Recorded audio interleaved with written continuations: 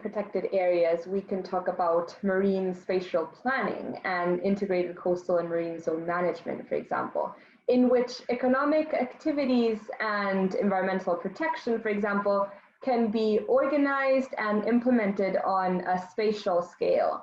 And the way that this happens is through a participatory process in which areas are identified and planning takes place through multi-sectoral participation. And study areas are determined, and based on this, a series of data and information is collected on these areas.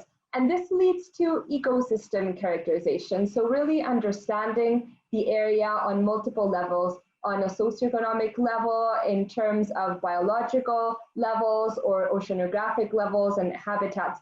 And based on these analysis and conversations, the marine areas can be defined and mapped in terms of different uses for each of these different uses to coexist, and for these to be monitored and managed in the long term and through an adaptive management system as well, taking into account that marine systems, as we know, are dynamic and they are not fixed always in a certain condition.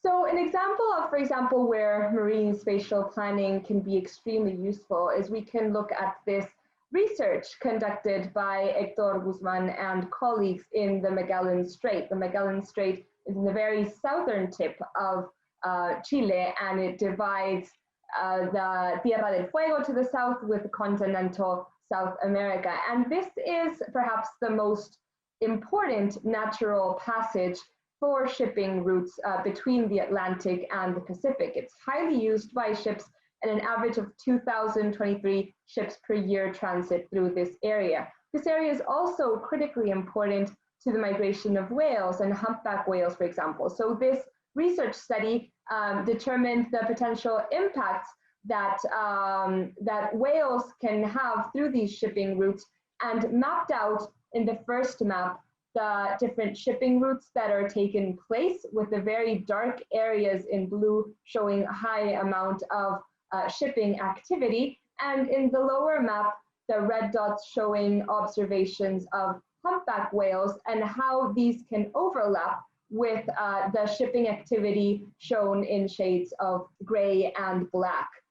So this shows the need not only for marine spatial planning, but also to develop strategies and mechanisms to, for example, reduce and mitigate whale collisions in this area. And for example, within adaptation strategies, we can be talking about restoration of coral reefs or reforestation of mangroves that add an added level of protection against flooding, for example, or incorporating adaptation strategies within multiple industries, such as fisheries or aquaculture, that can also be affected by climate change. And at the intersection of this, we can see the need to raise the profile of climate change within education, understand water conservation, understand the need to secure our food supplies, amongst many others. So the Paris Agreement has issued a target for the world to reach only 1.5 degrees Celsius of global warming, as in comparison to pre-industrial levels.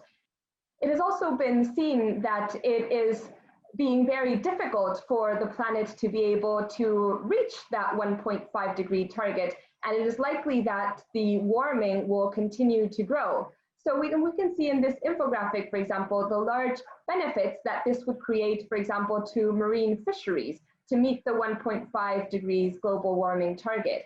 And we can see that if the warming goes beyond 1.5 degrees, for example, in the Arctic region, this will mean that fish from temperate regions will migrate, affecting fisheries within the Arctic region. Likewise, in the temperate regions, subtropical fish can also move in, affecting the fisheries within the temperate region. And in the tropical region, global warming beyond 1.5 degrees can also reduce the fishing populations and lead to local extinctions of fish that would create severe impacts in fisheries and livelihoods.